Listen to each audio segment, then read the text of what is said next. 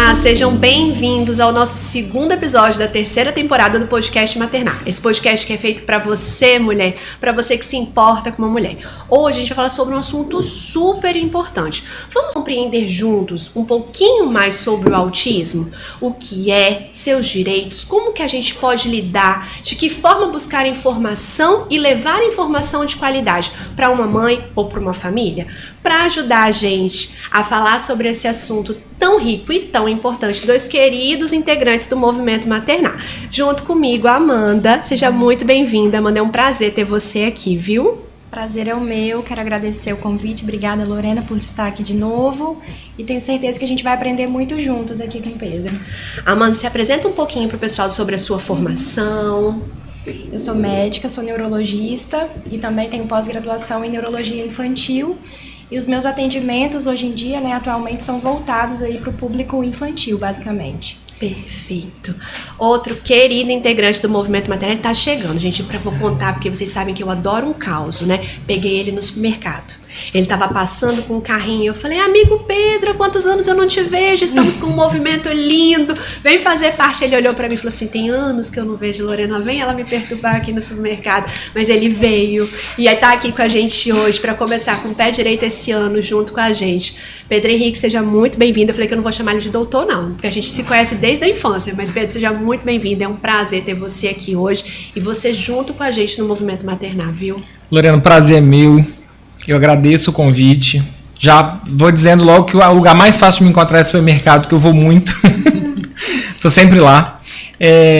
O maior prazer de aceitar esse convite, poder falar um pouco mais sobre esse tema e tantos outros que podem vir a serem esclarecidos aqui, porque falar de direitos é uma missão que eu tenho de vida. Tanto nas redes sociais, meios de comunicação, podcasts, porque as pessoas ainda carecem muito de conhecer os próprios direitos para poder realmente efetivá-los. Então, é o maior prazer que eu tenho de falar isso para as mães que puderem nos assistir. Perfeito. Agradeço também a doutora Amanda, que está aqui para contribuir com a gente, para fazer as perguntas. Vamos ver se eu vou saber responder todas. Né? Mas vamos lá. Amanda, vou começar com você, minha amiga. Destrincha pra gente o que seria, no conceito científico, o autismo. O autismo, por conceito, ele é um transtorno do neurodesenvolvimento. O neurodesenvolvimento, ele engloba alterações cerebrais que vão acontecendo durante a infância, que capacitam esse cérebro a desempenhar funções de comunicação, de linguagem, funções cognitivas, funções motoras, que vão sendo aperfeiçoadas ao longo da infância, né? Porque o cérebro do bebezinho, ele não nasce pronto. O desenvolvimento cerebral, ele começa lá dentro da barriga e se estende ao longo da infância. Então, os transtornos de neurodesenvolvimento são um grupo de condições que afetam esse desenvolvimento. Com isso, esse indivíduo ele vai ter prejuízo nas funções motoras, de comunicação, cognitivas, nas habilidades funcionais, adaptativas, comportamentais. E o autismo é um dos transtornos aí chave, né, do grupo de transtornos de neurodesenvolvimento, onde ele cursa principalmente com dois grupos de sintomas. A gente tenta agrupar os sintomas em dois grupos principais. O primeiro grupo, que a gente chama, é um prejuízo, né, a criança ter déficits na comunicação e na interação social. Então, isso pode variar desde a criança que tem atraso para falar, até o indivíduo que tem uma fala até funcional, mas tem dificuldade na comunicação, no engajamento, nas pistas sociais. E o outro grupo de sintomas a gente classifica como os padrões restritos e repetitivos de comportamento e de atividades, que aí envolve, por exemplo, as questões sensoriais, hiper ou hiporreatividade auditiva, com texturas, com toque, com cheiro. Entra, por exemplo, as estereotipias, né? A mais típica, andar na ponta dos pés, balançar as mãos, o flapping manual. Entra a inflexibilidade cognitiva, o apego a rotinas, a atividades de rituais, ritualísticas. Então, esses são os dois grupos principais de sintomas. E aí a gente consegue ter uma variedade, uma combinação enorme de sintomatologia. Por isso que nenhum autista é igual ao outro. Perfeito. E para a lei brasileira, Pedro, como que a gente compreende o autismo? Hoje o autismo ele tem status de deficiência, né? Isso, no primeiro momento, pode ter um efeito impactante mas foi muito importante. Em 2012, uma lei chamada Lei Berenice Piana foi a primeira lei que reconheceu os direitos dos autistas.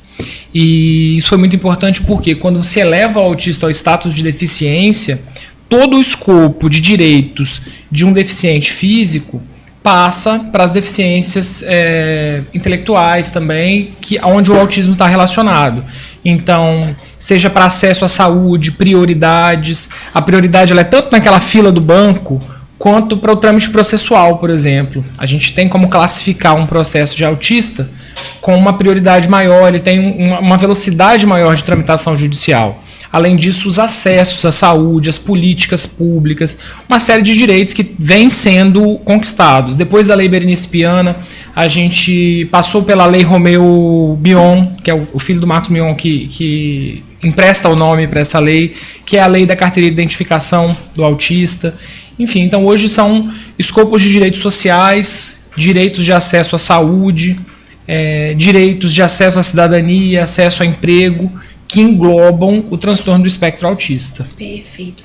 Perguntando aos dois nesse momento, o que entender essas características que você trouxe, Amanda, e o que entender essa questão da lei brasileira faz com que esses pais, com que essa sociedade veja e compreenda o autismo hoje de uma outra forma? Amanda, qual a importância dessa compreensão? Muda tudo, né? Muda o cenário, porque a gente passa a ter empatia, a não entender mais aquele comportamento, às vezes, que a criança está tendo, como uma malcriação, como um pai ou uma mãe que não sabe educar, como uma falta de pulso firme, e que se trata de um transtorno real, biológico, né? Então muda todo o cenário do qual aquela criança e aquela família está inserida. Perfeito. E dentro das leis, Pedro? O mais importante de se dizer é que o autismo, assim como todas as outras condições, eles não escolhem classe social. Então você tem tanto em classes mais abastadas, com perfil sociocultural mais, como é que se diz, mais privilegiado, quanto pessoas com menos privilégios financeiros, sociais, psicossociais, aí seja a classificação que você quiser colocar. Então, quando você consegue fazer com que a conscientização chegue mais longe, tanto para o poder público quanto para essas famílias detentoras desses direitos, aí a gente consegue trabalhar mais os acessos. Eu gostaria aqui de mandar um abraço para o pessoal da AMALI, que é a Associação aqui de Pais e Amigos de Autistas de Linhares. São pessoas, geralmente pais e mães de autistas, que lutam muito pela consolidação de direitos dessas crianças aqui em Linhares. Uhum. E hoje Linhares é um município que ainda tem muita dificuldade no atendimento primário de crianças autistas, por exemplo. E olha que a gente já tem leis aprovadas desde 2012, e ainda quando os pais se deparam com o primeiro diagnóstico, principalmente quem depende do serviço público de saúde, encontram muitos entraves. Então, assim, é uma luta diária. Quem convive com famílias atípicas, com crianças atípicas, sabe da luta que é. Então, essa conscientização, esse entendimento, tirar o estigma de que é uma malcriação, de que é o modo de criar, que está faltando firmeza na criação. Tudo isso é muito importante. É importante para nós, enquanto sociedade, e é importante para que a família também se sinta acolhida, também sinta que não estão errando como família. Aqui a gente está falando para mães. Nasce um filho, nasce uma culpa, não é isso que dizem para as mães? Perfeito. Então, assim, eu sou espectador disso. Então, assim, o que a gente puder tirar dessa culpa, dessa negatividade, dessas questões, eu acho que é o mínimo que a gente pode fazer enquanto profissional, enquanto sociedade. Perfeito. Amanda, Pedro trouxe o diagnóstico. Vamos falar um pouquinho sobre isso? Quando é que ele acontece? O que a gente precisa observar nas nossas crianças? Ficar mais atento a que detalhes? Porque a gente fica muito nos estereótipos, né? Como você falou, do agitar das mãos, os pezinhos, mas vai para muito além disso. Muitas crianças até às vezes não apresentam esses sintomas. Então, fala um pouquinho pra gente sobre isso. Vai para muito além disso, e o nome, né? O termo espectro, ele foi colocado no nome justamente por isso, para se ter essa ideia espectral, porque espectro ele pode ir desde o branco até o preto escuro, passando ali pelo cinza claro, chumbo. Então, o quadro clínico no autismo ele é extremamente variável. E isso, muitas vezes eu observo no consultório, é uma faca de dois gumes, porque às vezes a mãe ela tem uma suspeita de que o filho tem algum comportamento atípico, e aí o que a gente faz hoje em dia? Vai lá na rede social, pum. Aí começa, aí assiste às vezes um vídeo de uma outra mãe que postou do seu filho, e muitas vezes aquela criança que ela viu o vídeo teve o diagnóstico, mas o quadro clínico é bem diferente do que o seu filho está apresentando. E aí te traz mais dúvida, mais aflição. Poxa, será que eu tô errada? Será que meu filho não tem nada? O autismo é aquilo, o autismo é isso que eu tô vendo.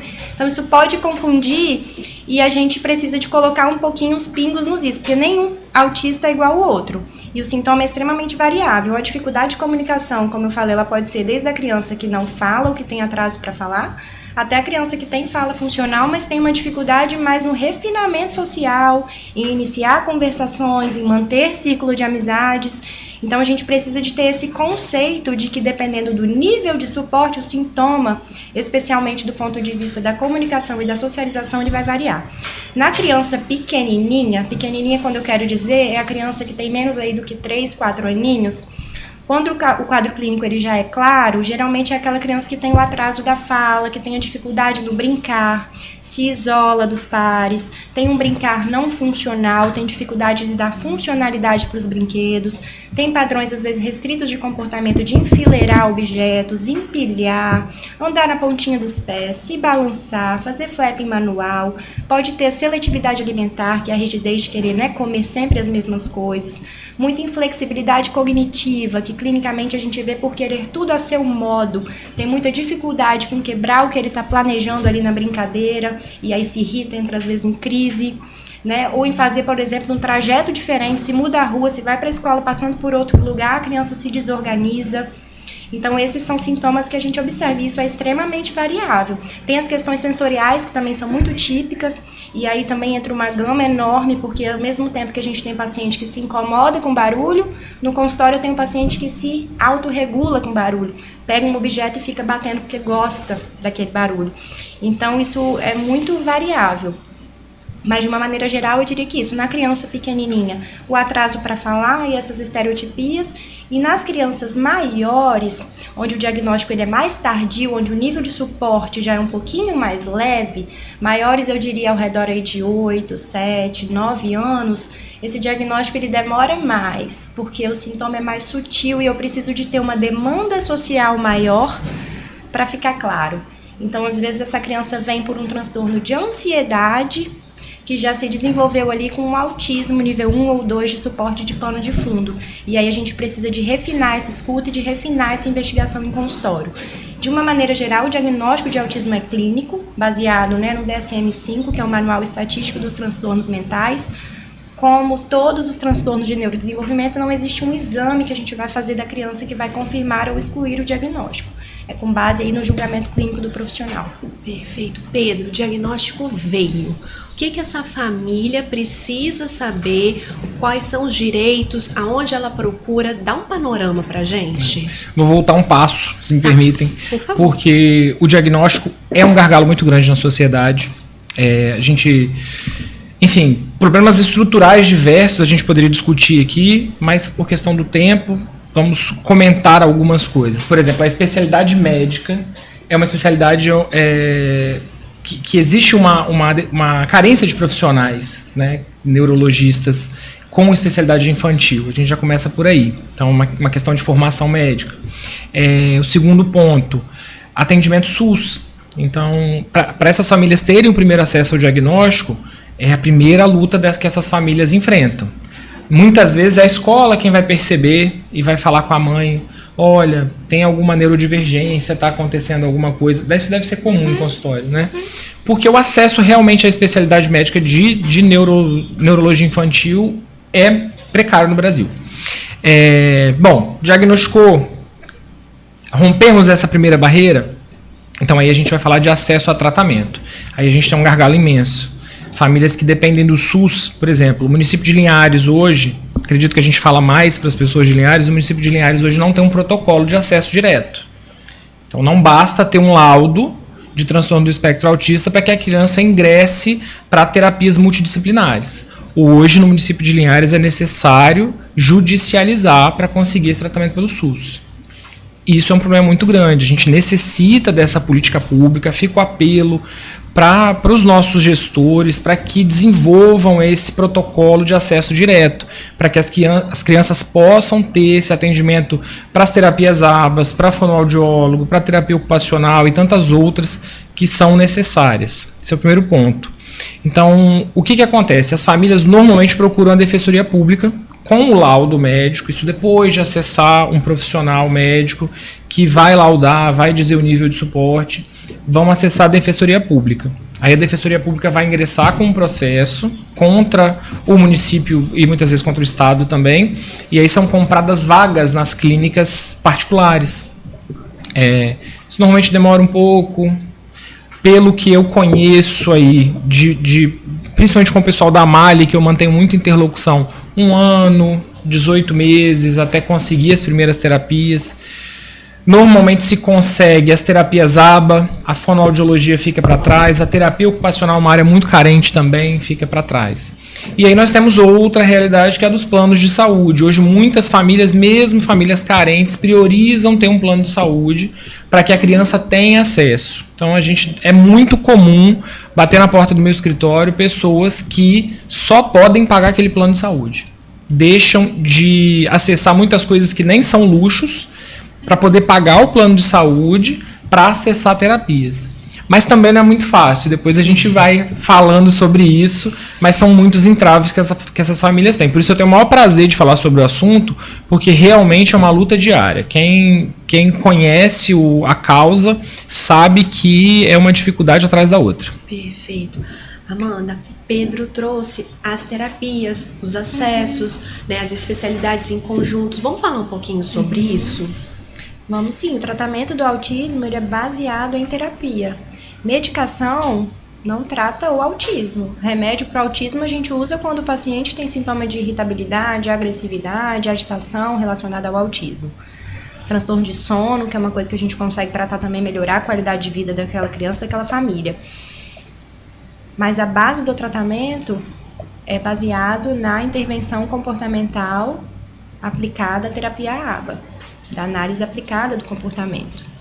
Junto com o fonoaudiólogo, que é o especialista que vai tratar comunicação, linguagem, que essas crianças têm muita dificuldade, junto do terapeuta ocupacional, que vai trabalhar as habilidades funcionais para aquela criança, vai trabalhar a parte da integração sensorial, que são os aspectos principalmente envolvidos ali no transtorno. Eu diria que isso é o arroz com feijão do tratamento do autismo, né? Porque muitas vezes a gente fica querendo procurar na internet coisas a mais. E se eu fizer isso? E se eu fizer tal coisa?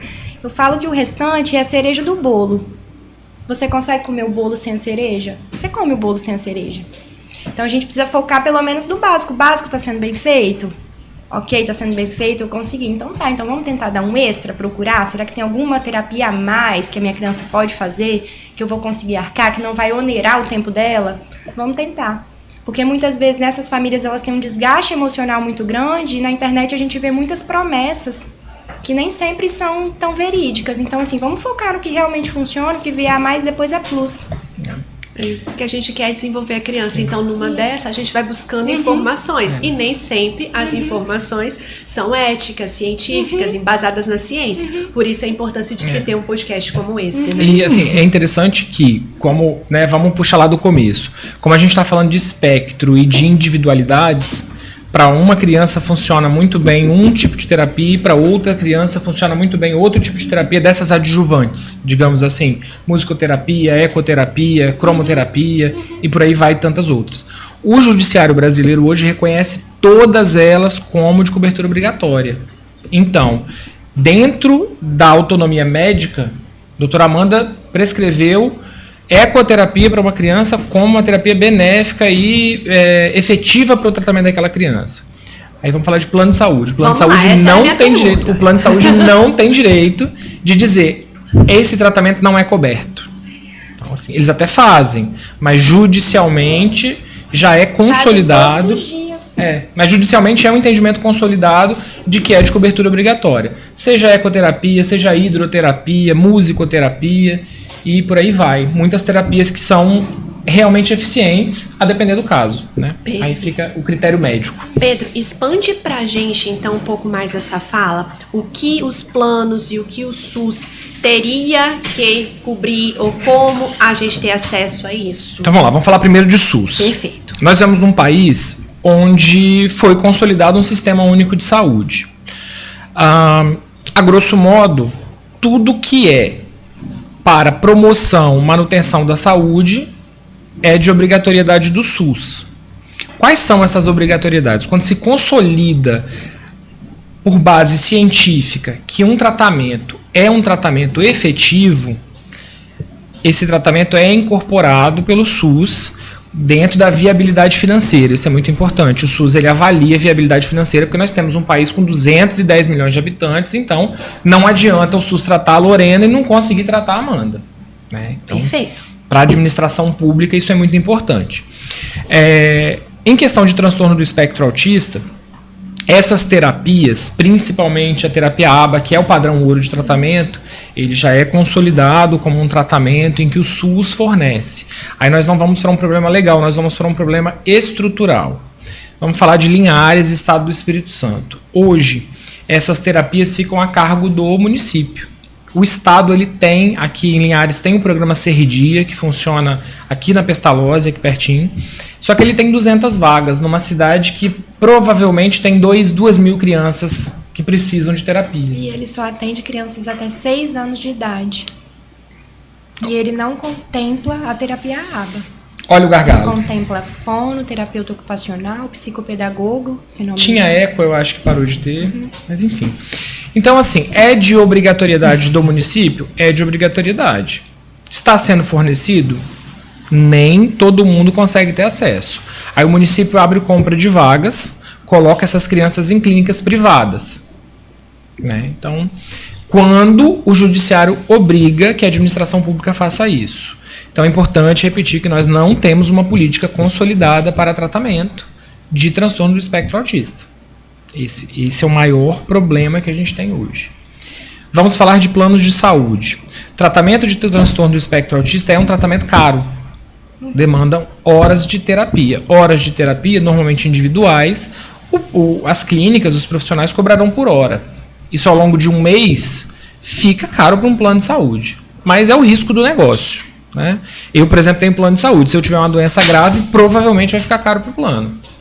A gente tem que tirar esse estigma do transtorno do espectro autista, né? Já que o plano de saúde tem esse negócio, eu pago o plano de saúde há 20 anos, nunca usei. Então esse dinheiro ele foi para o bolo para ajudar a custear, né? Qual que é o entrave do plano de saúde hoje? Muitas negativas de terapias que deveriam ser cobertas. Tanto para essas terapias que são a cereja do bolo, como a doutora falou, quanto para terapias muito básicas. Às vezes eles cortam as horas pela metade. A doutora Amanda vai lá, faz uma prescrição de 20 horas semanais, o plano autoriza 10. Então isso é um entrave muito grande. O que a lei diz? Foi até tema de discussão no STF o ano passado, porque existe uma lei de 2022 que consolidou que a Agência Nacional de Saúde Suplementar, que é quem regula os planos de saúde, ela tem uma listinha que se chama rol de eventos obrigatórios da ANS, né? Esse rol, para quem tem plano de saúde, esse rol é famoso, que toda vez que o plano nega alguma coisa, ele fala, não faz parte do rol. Em 2022 foi criada uma lei com base na autonomia médica, dizendo que o rol não é taxativo. Não basta não estar no rol para ser negado. O médico tem autonomia para poder prescrever algum tratamento que ele considera, sempre lembrando, baseado na ciência, medicina baseada em evidência, estudo de pares e por aí vai. Então o médico tem essa autonomia para prescrever mesmo que não esteja no rol. E o plano não tem o direito de negar essa prescrição feita dentro dos moldes científicos. Mas nega. Quando nega, a gente vai para a via judicial. A via judicial está cheia de processos, cheia mesmo. Eu tenho muitos. Todo dia chega um paciente que teve terapias negadas. E acredito que tem muita gente que não ingressa na via judicial também por falta de acesso e a criança fica com metade das terapias ou não tem acesso. Enfim, são muitos problemas. Dá para fazer 5 programas para a gente poder falar só desse assunto. Eu não sou especialista na área, tem muitos anos que eu deixei de atender criança, mas por atender mães, a gente obviamente tenta se manter, né, sempre atualizada, mas o meu conhecimento hoje ele é superficial, Sim. né? Mas eu tiro, quando vocês falam por isso assim, eu acho que no podcast anterior, a gente estava falando sobre a menopausa, né? Em uma das fases que a gente estava falando sobre a mulher 360, eu brinquei com a Lei que estava aqui, eu falei assim, você concorda comigo que a nossa formação passou por um tempo de gargalo dessa fase da mulher? Eu vou dizer do autismo especificamente. E se eu estiver errada, por favor, me corrijam na minha fala, porque eu sou muito aberta para isso, que esse gargalo, ele é estrutural, porque a gente não tem os profissionais, a gente não tem os espaços, a gente não tem. E a gente está numa fase de construção disso. Exatamente. Então, assim, além de todas as questões, as dificuldades, a gente ainda vive esse momento. Eu tô errada, Pedro? Não tá errada. E quando eu participo muito, a minha atuação ela é voltada exclusivamente para o direito da saúde. Eu atuo tanto com transtorno do espectro autista quanto outras doenças. Então, assim, sempre que tem um congresso, é uma área do direito que ainda está iniciando, então, assim, tem um congresso, vai ser no Nordeste, eu vou. Tem um congresso em tal lugar. Então, assim, nesses congressos a gente vê muitos juízes, muitas pessoas, muitas autoridades, além de advogados ou palestrantes que são do movimento que envolve o transtorno do espectro autista. Então, a gente vê muita falta de letramento do judiciário. Então a gente atua, por exemplo, a minha atuação muitas vezes ela é pedagógica. Eu preciso ir até o gabinete do juiz, bater um papo. Falar assim, vamos bater um papo aqui para a gente poder entender o que é a vivência dessa família. Porque a letra fria de um processo... parece para todo mundo, né? Exatamente. Não só para gente profissional da saúde. É novo porque a prevalência só aumenta. A cada ano o CDC americano, que é o dado que a gente tem, só aumenta. O último dado que a gente tem é 1 para 31 crianças. A nível de Brasil, a gente não tem dado. 1 para 31. Uma sala de aula tem 30 alunos. Pelo menos uma sala de aula vai ter uma criança com autismo. Exatamente. E a gente está preparado? A escola está preparada? A família está preparada? E aí, a inserção dessa criança dentro da escola, benefícios, cuidados, preparo da equipe, como que a gente pensa isso, Amanda? Se você pensar que a criança está na escola todos os dias, pelo menos 4 horas por dia, dá 20 horas por semana. Olha o quanto de oportunidade pode estar sendo perdida dessa criança estar tendo ganhos lá dentro dessa escola. Cognitivos, sociais, adaptativos, de comunicação. Olha o quanto de tempo pode estar sendo perdido num transtorno onde a gente sabe que tempo é cérebro, né? A gente fala assim em neurologia, porque a neuroplasticidade, quanto menor a idade da criança, maior ela, então é mais fácil a aprendizagem. Então, se a gente tivesse dentro da escola profissionais capacitados, habilitados, para entender o que é, entender o quanto eu, enquanto professora aqui de sala de aula, o que eu posso fazer? Eu, enquanto pedagoga da escola, o que eu posso fazer? Né? A gente teria ganhos e talvez diminuiria esse gargalo da necessidade a mais de terapia. Perfeito. Pedro, estamos no começo de um ano letivo. Momento de dúvidas e incertezas para muitas mães de um modo geral com suas crianças e para essas crianças.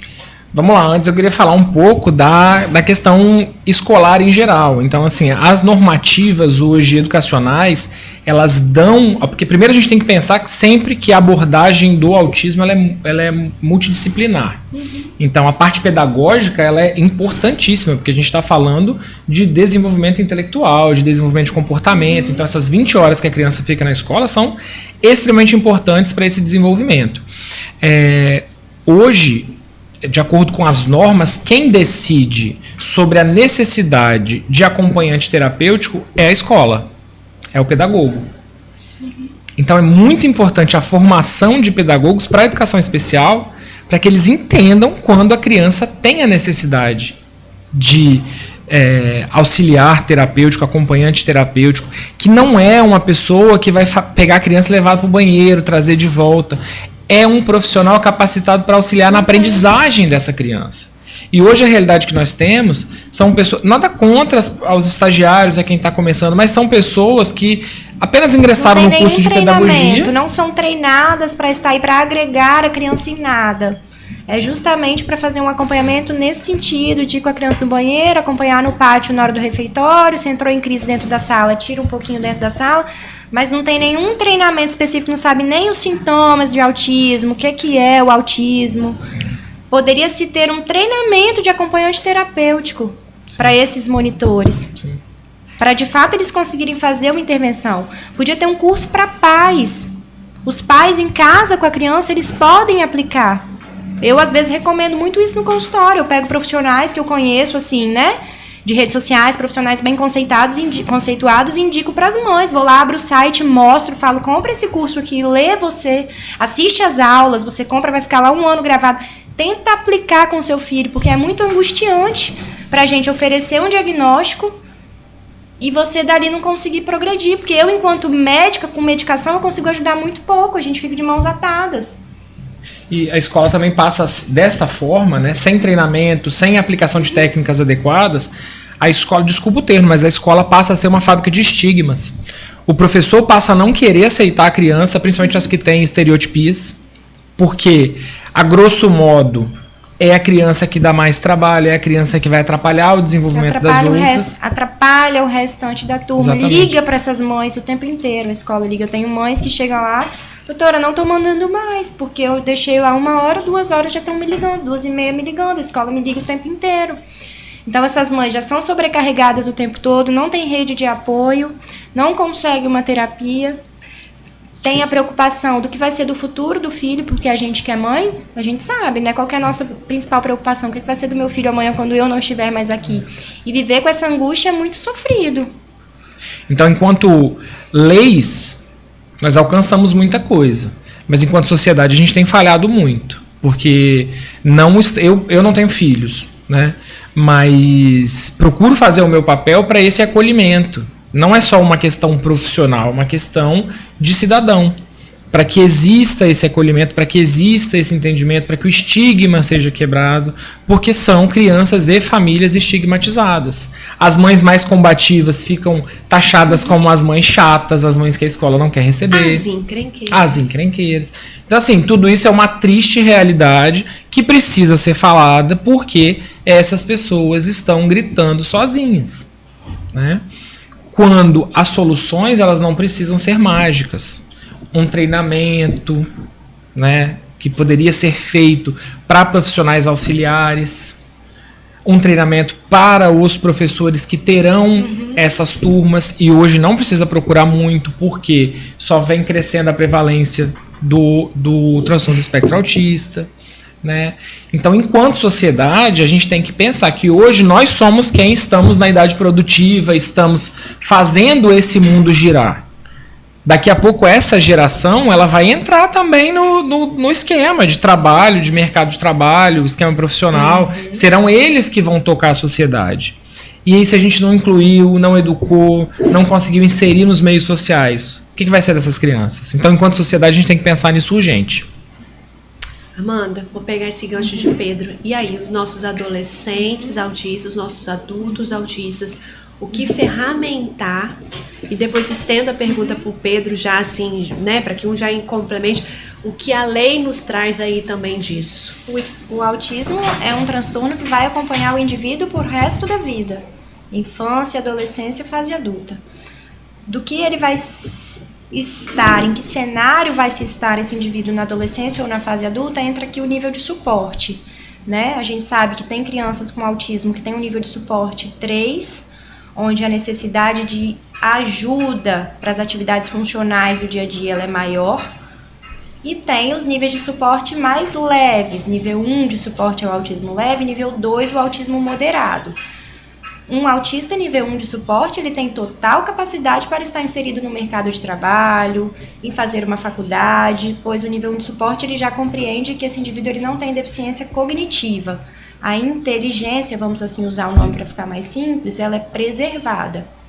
É claro que as questões comunicativas, sociais, a rigidez cognitiva, que é muito marcante do autista nível 1 de suporte, se não for trabalhada, se não for reconhecida por ele em terapia, e isso trabalhado com estratégias para ele lidar com as suas dificuldades, pode acarretar grandes prejuízos, porque esse indivíduo tem uma chance muito maior de desenvolver transtornos de humor, de ansiedade, depressão. que vem aí nesse cenário junto com o autismo leve, que muitas vezes a gente nem gosta muito desse termo porque a carga pode ser muito pesada para quem está passando. Então, o nível de suporte ele interfere muito em que cenário esse adolescente e esse adulto vão estar. E uma coisa que eu gosto de deixar claro, eu gosto de falar muito no consultório, é que o nível de suporte do autismo ele não é fixo.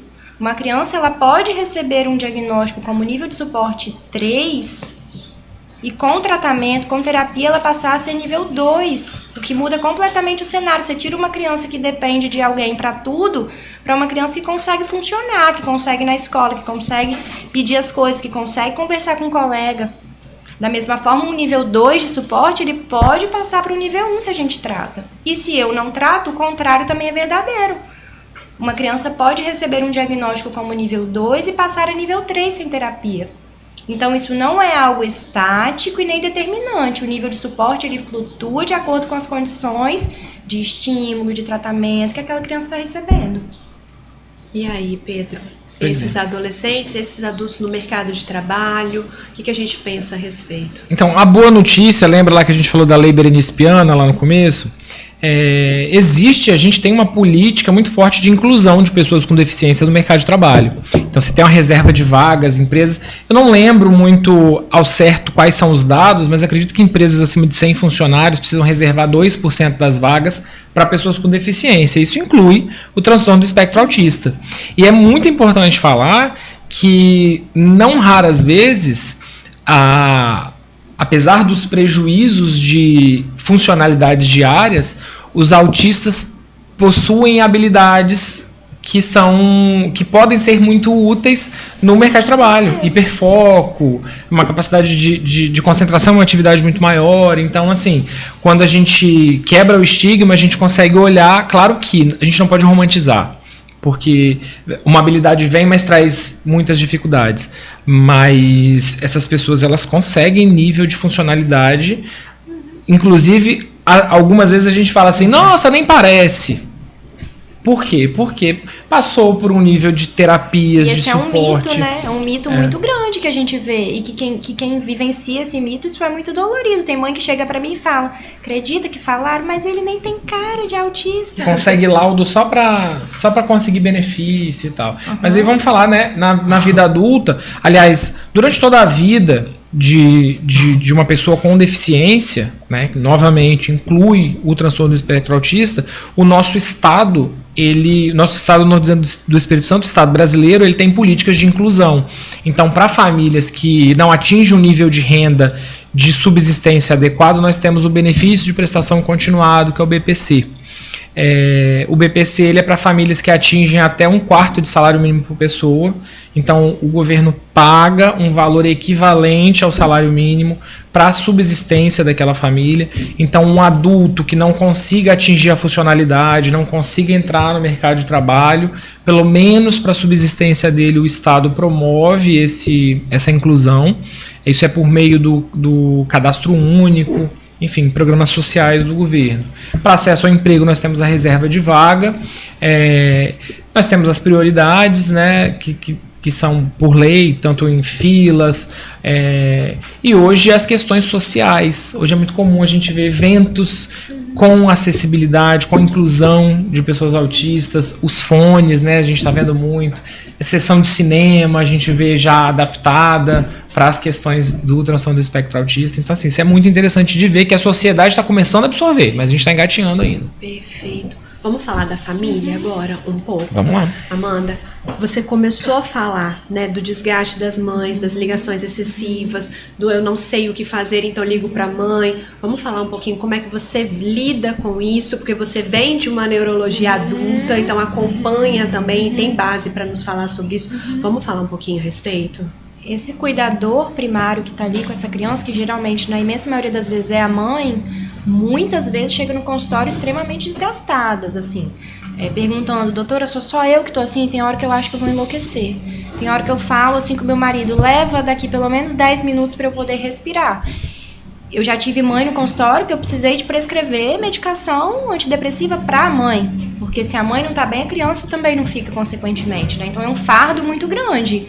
É um sofrimento muito intenso e isso está diretamente ligado ao nível de suporte da criança, porque os autistas mais graves, eles tendem a ter maiores questões comportamentais, então essa mãe ela tem dificuldade de frequentar ambientes com essa criança, né? Coisas que muitas vezes podem parecer simples, como por exemplo, saídas a um supermercado, idas a um restaurante, muitas vezes são tarefas que demandam um desgaste enorme, sair de casa para ir na consulta. E tarefas ali do dia a dia, tomar banho, alimentação, escovar os dentes. Tem criança que tem uma rigidez muito grande, seletividade alimentar. Então isso muda completamente a rotina daquela família, do cuidador que está ali com aquela criança. Quando a criança está em terapia, é levar, tem que buscar, deixa a menina em terapia, leva para a escola. Então essa mãe ela é extremamente sobrecarregada. E eu acho que muitas vezes, né, esses grupos de mães, associações, elas trocam muitas experiências, compartilham as dores, né? Comemoram as alegrias juntas. Eu também vejo isso como uma rede de apoio que ajuda bastante. Perfeito, Pedro. E para essas famílias, para essas mães, o que nos diz a respeito de leis, de benefícios ou de coisas que a gente possa ferramentá-los? Então, vou repetir as políticas sociais, porque o que acontece muitas vezes? Essa mãe que está sobrecarregada, geralmente a mãe que está tomando conta dessa criança, principalmente os níveis de suporte 2 e 3, principalmente as crianças que demoram muito. Acho importante a gente falar qual é a vivência. As crianças demoram muito a desfraldar. Crianças com 6, 7, 8 anos de idade que ainda não desfraldaram. Crianças que não vão ao banheiro sozinhas. Crianças que não têm condição de se alimentar sozinha. Então a mãe precisa estar ali para tudo. Normalmente essa mãe sai do mercado de trabalho. Ela deixa de oferir renda em casa. Porque a criança não fica com ninguém. Não fica com ninguém. Entra em crise. Ninguém se dispõe a ficar.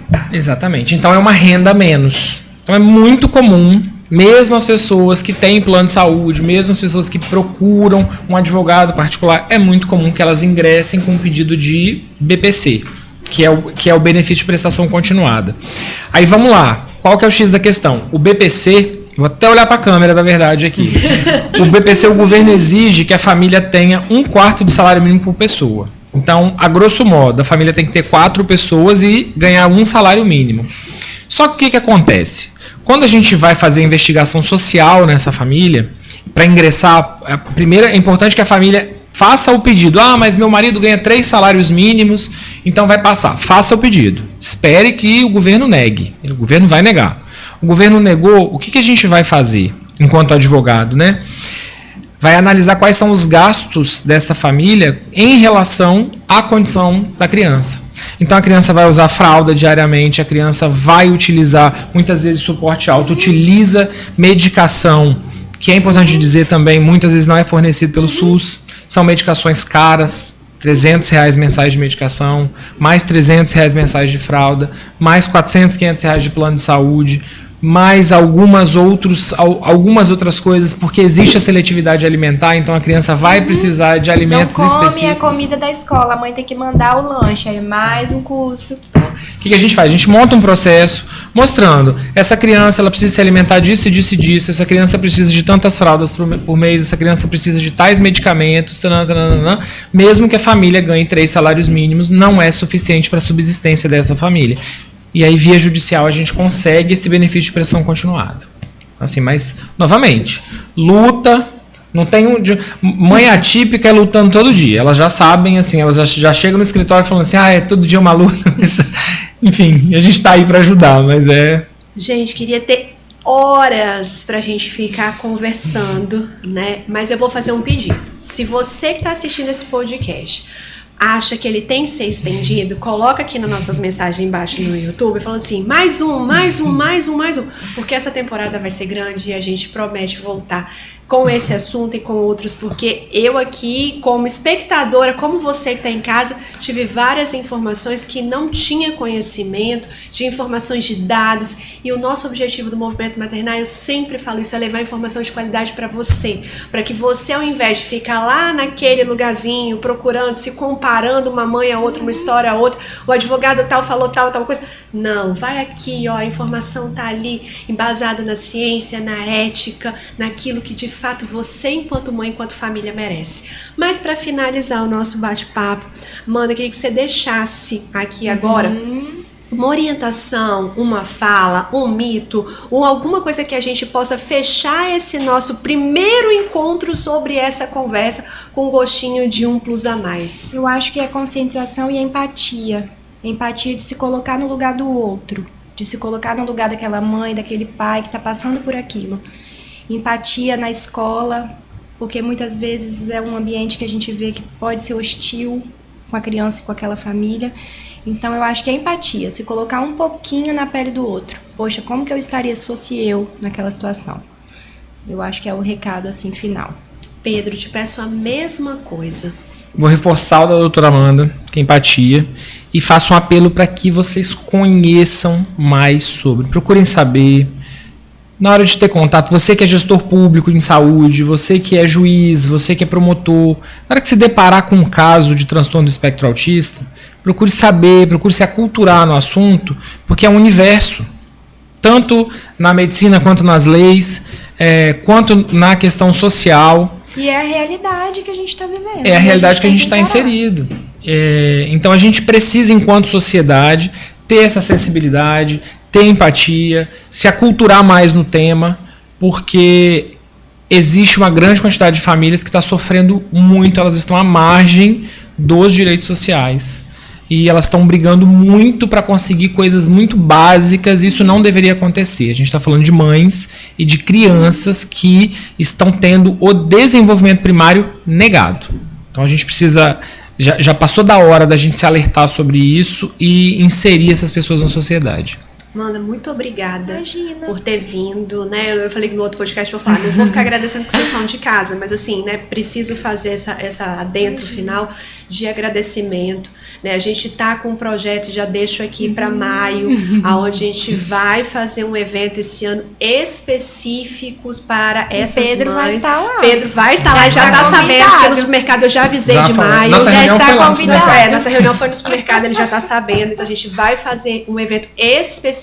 O Dia das Mães esse ano, simbolicamente o Movimento Maternar vai levar esse assunto junto com o apoio da Clínica Flutuar. Então a gente vai fazer esse movimento para falar mais sobre isso, porque o que a gente pode fazer é isso, é apoiar essa mãe de alguma forma. Sim. E a nossa forma de apoiar é levar informação de qualidade. Então se é isso que a gente pode fazer, é isso que a gente vai minimamente, porque eu digo que isso é mínimo, o mínimo, mas o mínimo já faz essa diferença. Então, obrigada. Mínimo bem feito, né? O arroz com feijão bem feito. Então obrigada por ter vindo. Viu? Quer fazer alguma consideração final? Queria agradecer você pelo convite, agradecer Pedro, também aprendi muito aqui com ele hoje, adorei. E quem quiser me encontrar, tô lá na minha rede social, doutoramanda.neuro, também compartilho vídeos, tento tirar umas dúvidas, então tem bastante conteúdo também por lá. Muito obrigada, viu? Amigo Pedro, pra mim, maior felicidade de te ter aqui. Que orgulho de te ouvir falando, porque quando a gente caminha junto desde uma infância, cara, eu fiquei emocionada te ouvindo falar aqui hoje, assim, sabe? Sentir sua história, vou ficar emocionada mesmo, sabe? Sentir sua história, sentir sua potência, falando sua luta, sabe? A gente se conhece menino, eu brinquei aqui, né? Quando a gente assumiu um Grêmio... militando junto, literalmente, falando sobre políticas públicas para adolescente, reconstruções em escola, o que a gente queria, que sociedade que a gente queria, e te ver assim, cara, eu preciso falar isso, sua mãe deve ter um orgulho gigantesco de você, da onde ela estiver, ela tá olhando pela gente, e conta comigo pro que precisar, e eu espero que a gente possa estar cada vez mais juntos, que a vida nos aproximou de novo. Eu tenho muito orgulho de ser sua amiga, do homem que você se tornou, do profissional que você se tornou, viu? Muito obrigada por ter aceito o convite, por estar aqui comigo hoje e por abrir, né, esse segundo episódio da terceira temporada de forma tão grandiosa e generosa, viu? Obrigada. Eu que agradeço, e psicólogo gosta de fazer a gente chorar, né? Eu nunca vi uma coisa dessa. Mas tô aqui já. Eu sou chorão, pra quem me conhece sabe que eu choro mesmo. E eu que agradeço o espaço. Eu acho que quanto mais a gente falar, se a gente falar de autismo o ano inteiro ainda é pouco. A sociedade está muito atrasada nisso. Agradecer a doutora Amanda. A gente, enquanto profissional, as pessoas pensam sempre assim, tá fazendo o trabalho deles. É um trabalho, gosto muito do que faço, mas se a nossa carga é pesada, imagina das famílias. Porque a gente que trabalha... A gente só imagina, a gente não tá vivenciando ali na pele, né? A gente que trabalha com famílias atípicas, a gente vê como a demanda é diferente. Porque são coisas básicas que são negadas o tempo todo. Então eu vou fazer um link para a nossa história. Nós fomos crianças que tivemos acesso à politização. Lá na nossa educação a gente foi educado para correr atrás de direitos, para entender o que é a sociedade, para a gente firmar o nosso espaço. Isso está sendo negado a todas as pessoas atípicas. Então é por isso que a gente tem que conscientizar, lutar, buscar direitos, firmar espaço na sociedade, tanto para as famílias, mães, pais, quanto para as próprias crianças. E é importante que a gente leve isso para a sociedade como um todo, para os profissionais de diversas áreas, porque a gente fala de terapia, de questão multidisciplinar, mas é a sociedade inteira que tem que entender isso, né? Então, também vou fazer uma propaganda, a doutora Amanda fez, vou fazer também. Minha rede social, meu Instagram, produzo sempre vídeos, falo muito de transtorno do espectro autista, agora eu estou no meio de uma produção de 50 temas sobre autismo, é a minha proposta do ano, toda semana estou fazendo um vídeo. Meu Instagram é Pedro Sten, Sten é STEIN.adv. Só procurar lá, tô lá falando o tempo todo. E esteja livre para mandar perguntas, sugestões. A gente está sempre aberto para isso. E em breve vocês vão ver os textos de Pedro e de Amanda também no Movimento Maternal. E como a gente sempre faz compartilhado, vai estar lá, né, os arrobinhas para vocês seguirem, compartilharem essas informações de qualidade. Foi aquilo que eu falei. Vamos fazer esse podcast chegar longe. Levar essa informação para que a gente possa, em outros momentos, estarmos aqui discutindo com os nossos gestores municipais, com os nossos gestores estaduais. Eu sempre falo a mesma coisa, o Movimento Maternal, o dia que chegar no estado, eu vou ficar muito feliz, porque a gente está plantando políticas públicas. Na cidade nós conseguimos esse ganho o ano passado, né? A gente conseguiu a presença em muitos dos nossos eventos das autoridades de saúde, do próprio prefeito, do vice que abraçaram, mas a gente quer ir longe. Por quê? Porque, como disse Pedro, a gente foi politizado, né? Muito jovem, a gente entendeu a importância de se lutar por isso. E quando a gente fala de política, a gente não fala nesse micro, a gente fala no aspecto maior, porque o que a gente quer é isso, é políticas de qualidade, políticas eficientes para as nossas crianças, para as nossas famílias e para as nossas mães. Então, se você gostou desse episódio, compartilha, é mínimo, é ir lá, fazer aquele linkzinho, mandar para uma mãe, às vezes é o que ela precisa hoje ouvir, se sentir abraçada, acolhida e sentir que ela não tá nessa luta, porque como diz o Pedro, é uma luta, ela não tá nessa luta sozinha. Até o nosso próximo encontro. Tchau, tchau.